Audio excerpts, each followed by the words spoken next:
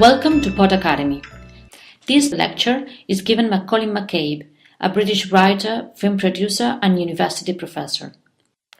In his lecture, MacCabe provides an insightful portrait of an almost mythical figure in cinema, Jean-Luc Godard. Colin MacCabe's biography of the French-Swiss filmmaker was first published in 2003 under the title Godard, A Portrait of the Artist at 70.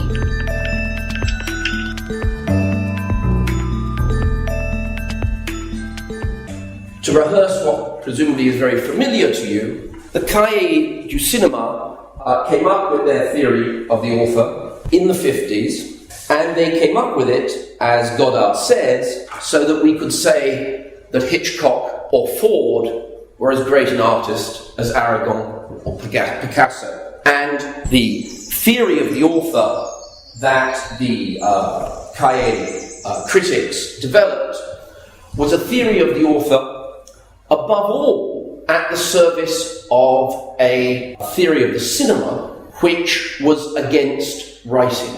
Classic French cinema traditionally took a great literary text, adapted it, and the director and indeed the writer of the screenplay were held to be at the service of this literary masterpiece. Truffaut and Godard and the others wanted nothing to do with that. They were not interested in the writer, they were interested in the director. They were not interested particularly in the script, they were interested in the lighting, they were interested in the shot sequence, they were interested in the performances, they were interested in the themes that repeated across films. And one of the things you can notice about this is that immediately you summon into being the authors that the Cahiers du Cinéma were interested in.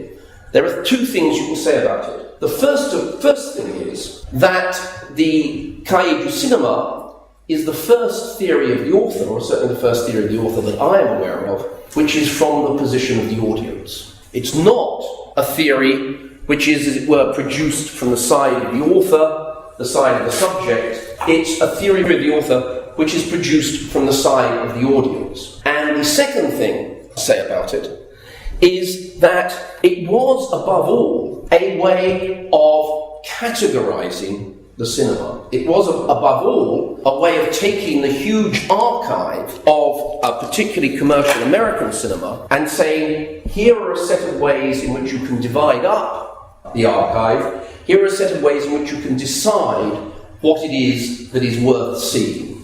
That actually, the concept of the author is a way of dividing up, of regulating this history and producing a canon which actually we are all now deeply familiar with because it's the canon we all learn from, but a canon which was not in those initial years available. So, as a theory of the author, it has the interesting features that it is from the side of the audience and that it's related to the archive or the corpus. In that sense, it's very, very different from traditional romantic theories of the author, though it does have most of those traditional romantic theories in with it. Now, if one is coming to the cinema from outside, if you're coming to a film set on which large numbers of people mill around, expensive equipment is moved about, and that those delicate things called actors place themselves in front of the camera, you become fairly quickly aware of the fact that if there is not someone orchestrating this huge ensemble, that the whole thing is likely to fall apart. So in other words, if you look at a film set, it seems quite clear that there has to be someone in charge of it. And it's also quite clear that that someone is most evidently the director.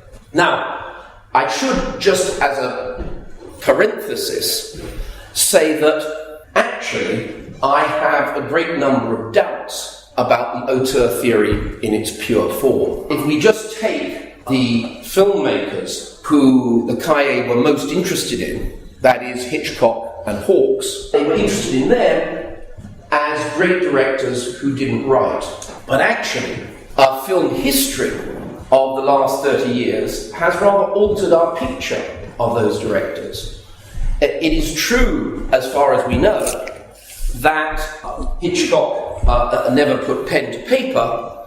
On the other hand, if you read the accounts of how Hitchcock would get some original material, get a writer, and decamp to a hotel room in which he would sit with the writer until the script was finished, it's not at all clear that Hitchcock didn't at some level write his own scripts. And if we look at Hawks, we have a very different method of work, but if we look at the time he spends improvising with his actors and the way that that improvisation gets turned into the scenes that we watch, again, the notion that Hawks isn't originating his scripts is extremely doubtful. So this is not the topic of my lecture, but it seems to me that when one's talking about the author in cinema, that the role of the writer is absolutely not to be underestimated. Actually, as a matter of fact, all of the directors who came out of the Cahiers du Cinéma writing in the 50s, we know all their names: Romer, Rivette, Chabrol, Godard, Truffaut, with the exception, I think, of Chabrol, and even I'm not sure of the exception of him, but they all wrote as well as directed. So although theoretically they had been in favour of the director against the writer, and although they had been absolutely determined to stress features of the cinema which were not to do with the writing, it is nonetheless of some importance that they actually all wrote their own scripts. But that, as I say, is an aside. Okay, so if we're now faced with a series of arguments against the author, a series of arguments above all against a notion of the unifying and controlling author, the author perhaps above all of romantic theory, the author as the individual set aside from society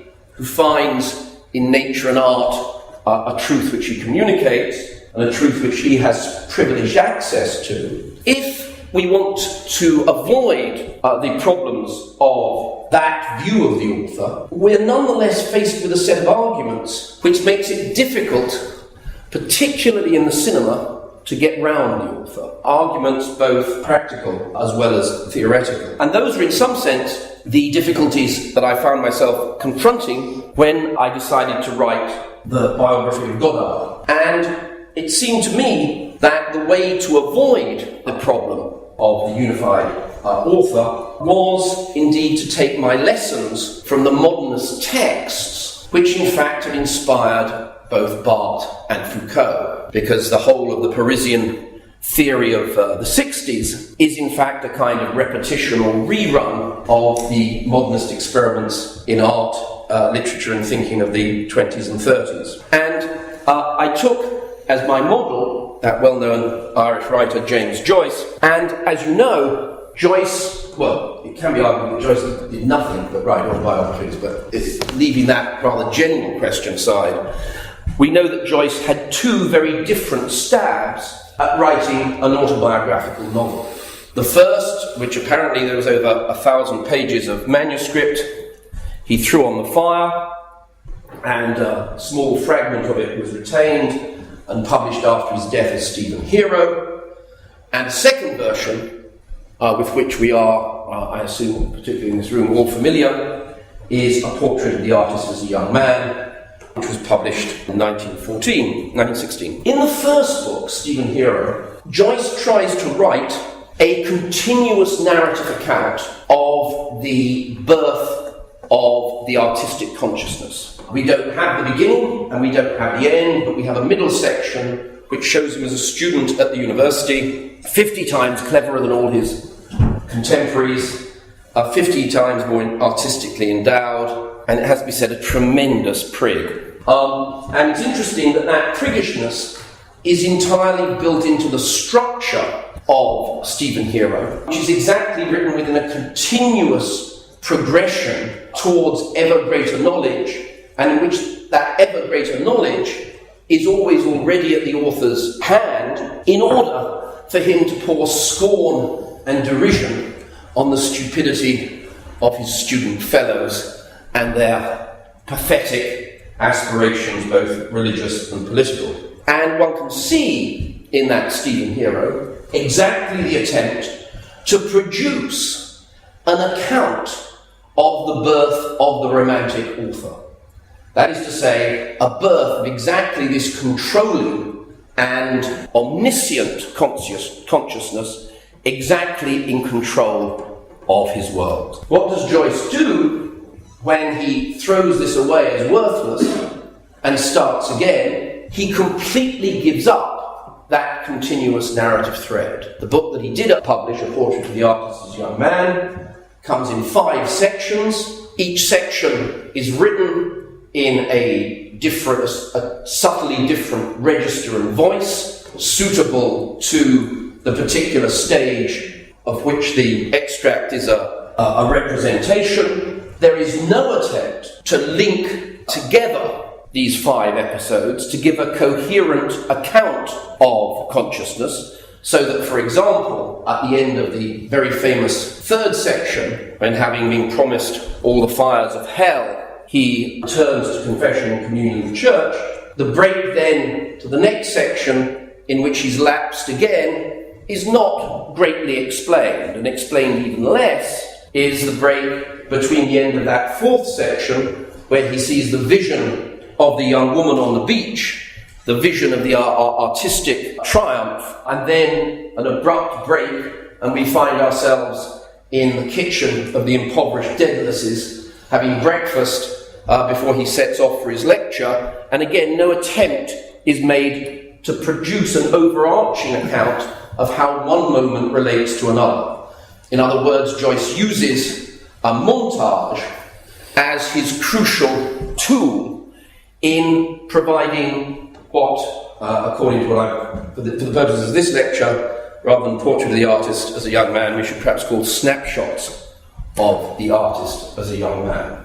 So, what it seemed to me it was important to do was to try and find a set of angles on Godard which would provide a way in talking about some of the important elements of the experience of the director without at any point attempting to produce an overall coherent view, without at any point attempting to produce an understanding of a subjectivity. And if there was a rule I had pasted to my word processor as I wrote it, it was that I must never use any sentence of the form "he must have thought" or "he must have felt."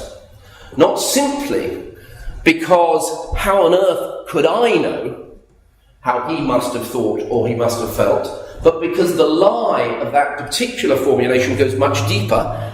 How does anybody who is living a life know what they think or feel as they live it? And I tell you, it's much more difficult to avoid sentences of that structure than you might think. Even with that injunction, as it were, to myself, which was constantly there, I must have produced, if not every day, certainly every other day, a sentence of that type, and had to go back and start again. Why the author at all? Well, the author at all because I think that Caillé are right, and I think that Caillé are right not just in the realm of cinema, but in the realm of literature, that you find certain kinds of repetition, certain kinds of emphases, which you don't have to explain by a all-knowing, all-unified, regular consciousness, but which you probably do have to explain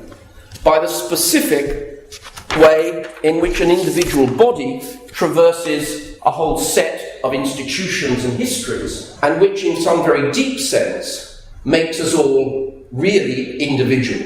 And that individuality is not the individuality of the Romantics. It's not a unified individuality.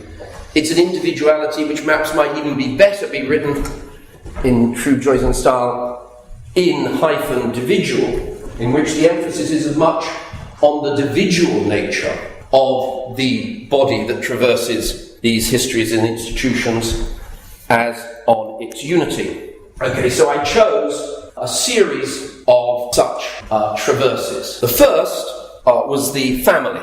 And one of the interesting things about Godard is that he is a French Protestant. And something I didn't know before I embarked on the book, he's not simply a French Protestant, but through his mother's side, he is a member of the most famous French Protestant family of France, the Monots, who include Nobel Prize winners, Jacques Chirac's right-hand man in the last presidential campaign, and above all, hosts and hosts of clergymen, Protestant clergymen. And the other thing, perhaps even more interesting, I discovered, is that Godard has spent almost his entire life travelling between two towns. Between, on the one hand, Paris, the great metropolitan city of Europe, the city which from the 17th century till the 1960s was the intellectual capital not just of Europe but of the world. And on the other hand, a small Swiss town called Nyon in the canton de Vaud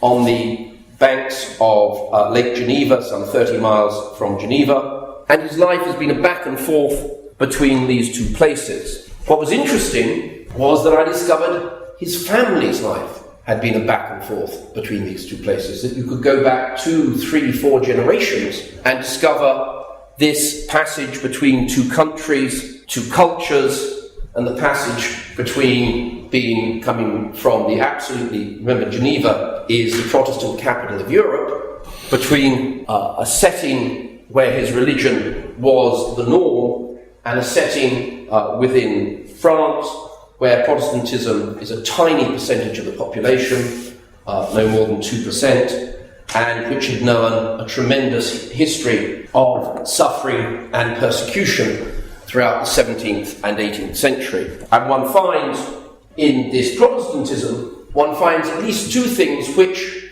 without in any way wanting to read directly from religious structures to practice of an individual, they at least seem to me suggestive, if not illuminating. The first thing, of course, that this Protestantism has the tremendous notion of justification by faith. And above all, at its centre, the notion of the elect, those who, whatever their actions, are saved.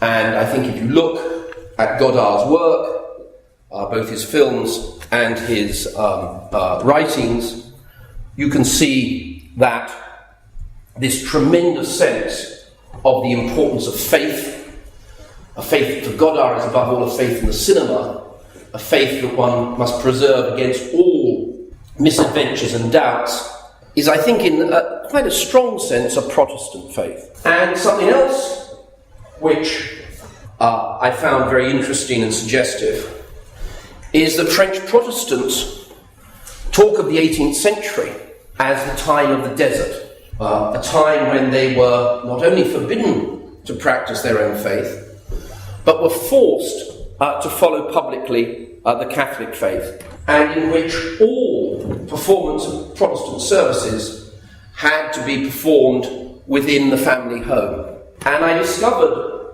that this practice had continued in Godard's own family, where very often on the Sunday they would not go to church, but would have the Protestant services at home. And it strikes me again as illuminating and suggestive of Godard that the way in which, I wouldn't say without any precedent in the history of the cinema, but without much precedent in the history of the cinema, that Godard, as it were, practices his faith at home could, in some ways, be seen in relation to this religious tradition. And it must be said, one of the moments that I find most striking was when his brother told me about the long tradition of Protestant pastors within the family, and then said, and of course, Jean-Luc himself is a Protestant pastor, an image I haven't since been able to get out of my mind. Godard comes from this dual situation, but this dual situation was interrupted very, very severely by two things. It was interrupted by the war, and it was interrupted by the breakdown of his parents' marriage. And in 1945, having been in Switzerland for 3 years continuously, he came to Paris to continue his studies at the Lycée, and he came to a situation in which I don't think there has ever been anywhere more intense reflection on the cinema. Paris had been the capital of cinema since the Lumière brothers, and it had also been, from throughout the 20s and 30s, the capital of the reflection on the cinema. It wasn't just that cinema was made, it was that people thought about cinema. And it's in Paris that you find the first beginnings of those people who are saying, here is a new great democratic art, here is an art which transforms everything since the Renaissance. Here is an art which challenges the basis of the way in which we've thought about art. Now, at that point, sound arrived. Now, one of the great attractions of cinema for intellectuals was that it was a universal art. And that was a particular attraction in the years after the First World War. Here was an art that would transcend national languages, that would transcend nationalities. Here was the universal art. Bang! Along comes sound, and two things happen when you get sound. First of all, immediately you get national cinemas in a way that you didn't have beforehand. And of course you did have national cinemas, but you really do have national cinemas now. And secondly, the budgets go through the roof, because actually the cost of shooting with sound effectively consolidates Hollywood's dominance. And intellectuals drop cinema like, there were always a relatively small number of people who've been interested in the cinema, and most of them drop it with the advent of sound. There is one exception. There is a man called Roger Lainhart, who writes for a Catholic magazine called Esprit in the 30s, and he says, no, the project of cinema is above all a realist project. The advent of sound means that cinema can be more realistic. I want to welcome the advent of sound, and furthermore, I'm going to write a little handbook for the spectator, so that the spectator, the person who is looking at the cinema, can begin to understand how the film is put together and understand it better.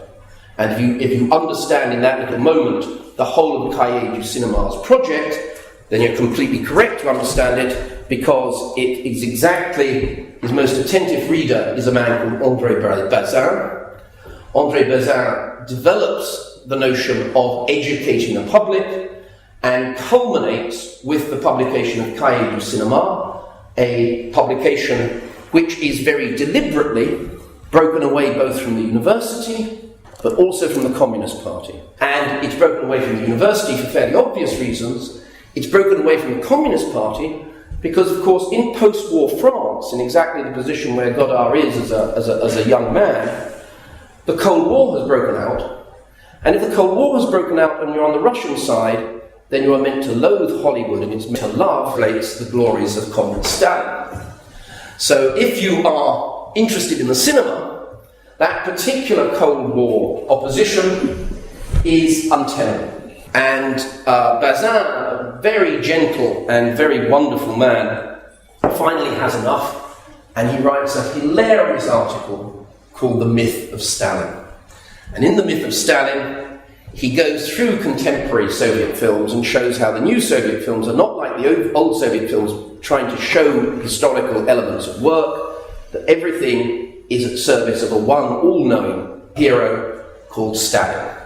And as he says, in what must have been a particularly wounding blow, he says, it is true, of course, that Hollywood has heroes like this, but he says, Tarzan at least has the justification that the audience want to go and see him, whereas Stalin doesn't even have that.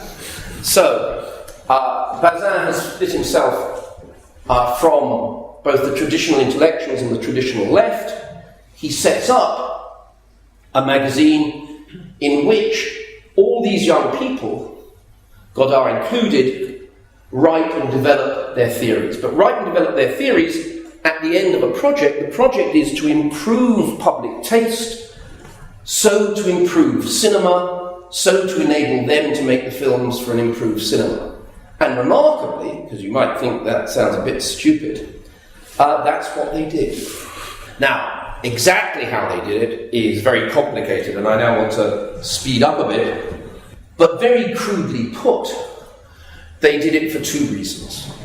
The first reason was a new generation of technology. They got new generations of sound recorders, new generations of cameras, which meant they were able to shoot on the street, which meant they were able to capture Paris on the run, and at a very low cost, in a way that nobody had before. And secondly, the state institution, which looked after, was charged with the cinema, was desperate to find some new life.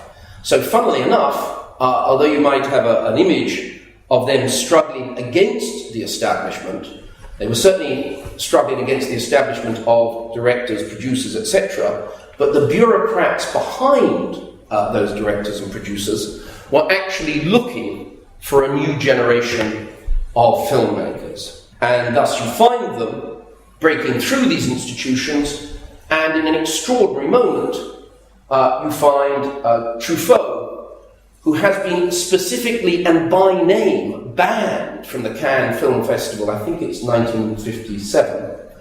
In 1958, he wins the best prize as director with Les Quatre Cents Coups.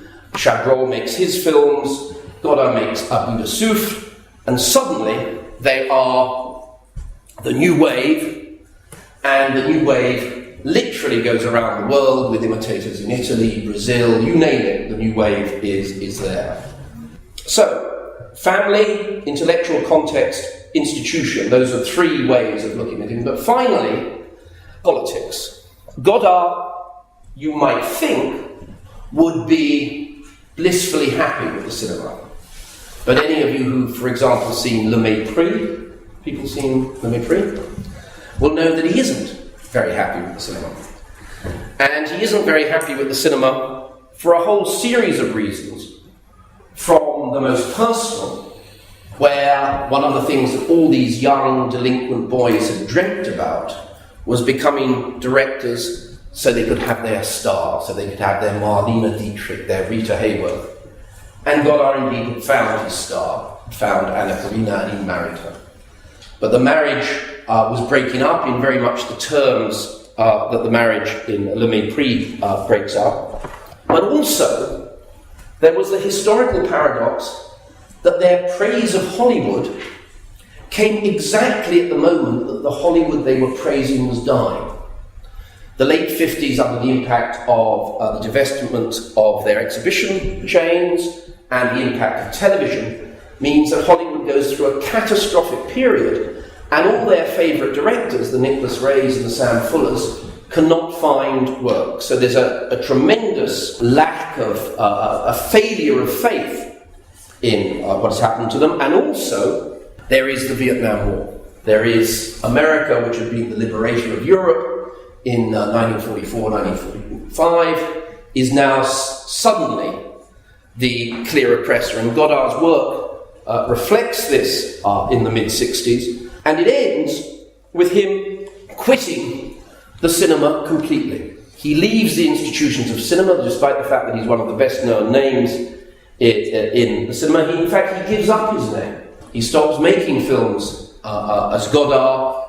He starts making films as the Ziegler-Vertov group. The name Ziegler-Vertov being chosen both for the innovation of documentary style, but also as against Eisenstein, as against the representative of kind of Soviet orthodoxy. And that experiment that Godard undertakes is really unthinkable without understanding the moment of 1968.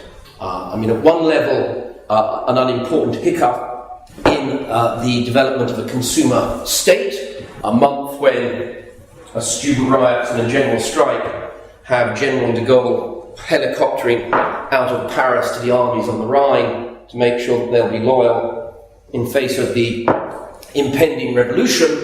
Back at home, a young Jacques Chirac puts a pistol in his pocket as he sets out to negotiate with the unions and successfully buys them off. In effect, May is over by May 31st. But if it's over at one level of the society, there's a huge number of young people who believe that a new dawn is at hand, new ways of working must be invented, and Godard, much older, is amongst them as he sets out on a series of political experiments which, although of continuing interest, are films which are completely unwatchable. Just to give you again the merest fragment of a moment, they set out to Czechoslovakia to film what's happening in Czechoslovakia, but the whole film is devoted to showing that you can't go and film somewhere and find out what's happening.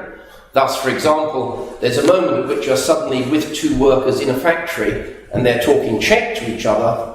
You expect the translation to come up on the soundtrack, and instead what comes up is the injunction: if you don't know Czech, you better learn it fast. So a huge kind of way of showing you how difficult, or at least the presuppositions within traditional documentary. But the context for those experiments was an active revolutionary movement which had simply disappeared by the time that they returned to the cinema and made a film called Tout va bien, which effectively presents a picture of France 4 years after 68 and shows the various impasses in which everybody is stuck. And Godard then not only leaves the cinema, he leaves Paris. He moves first of all to Grenoble and then to a very, very small village called Rolle, and he has, for the last 30 years, made his films from there on his own terms, with his own equipment, and he claims to be, and I think he probably is, the only filmmaker who can shoot film 365 days a year without asking anybody's by or leave. His name is enough to bring in sufficient commissions that he continues a remarkably productive life, and includes what I think is a new form, and which I can't imagine, and this is where I'll end, I can't imagine any rivals in the immediate future. Because Godard is born in the Cinémathèque, in the Langlois Cinémathèque, if Bazin is one of his godfathers, the other is Langlois. Langlois in his Cinémathèque in Paris, showing the whole of Hawkes' work, both silent and talkie, both Western and comedy, the entire range of Hawkes' work, is for the first time watchable in Paris immediately after the war. And Godard in 1978 goes to Montreal after Langlois' death and gives a series of lectures on the history of the cinema, in which he says every other page, the real trouble is I don't have the technological means to talk to you about the cinema because I need the cinema to talk about the cinema. And of course the developments of video enable him to do just that. And what he does from 1988 to 1998 is make an extraordinary series of films or videos, I don't know which you would want to call them. They're called Histories of Cinema, but they are, and I mean this quite seriously, they are a history of the cinema, but they're also a history of the 20th century, and they're also an autobiography.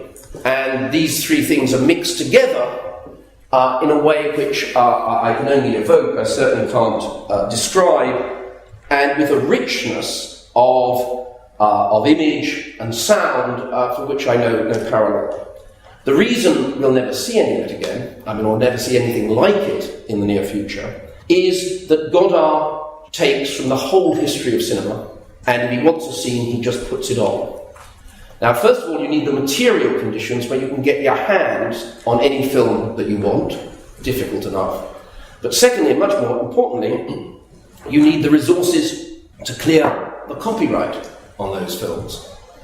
Something which Godard, of course, did not bother to do, but which Gaumont, his great patron, did bother to do for him.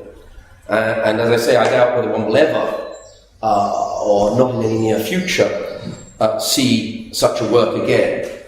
And it also offered an end to my book, because of course one of the ways that Joyce manages to avoid a unified subjectivity is that he starts his book in the third person, but ends it in the first person with a set of diary entries from Stephen Dedalus. And so I was able to end the book with the first person, because Godard himself ends the Histoire du Cinéma with a long personal passage about no matter how terrible the world he has lived in, the cinema he's lived in, how much he appreciates the fact that he's been allowed to film. And he ends with this quotation, which is a quotation from Borges, which is a quotation from Coleridge, and Godard knew that, but what I found out is even the Coleridge is a quotation from the German thinker John Paul. And he ends with this thought: If a man travelled across paradise in a dream and received a flower as proof of his passage, and on awakening he found that flower in his hands, what is to be said? I was that man.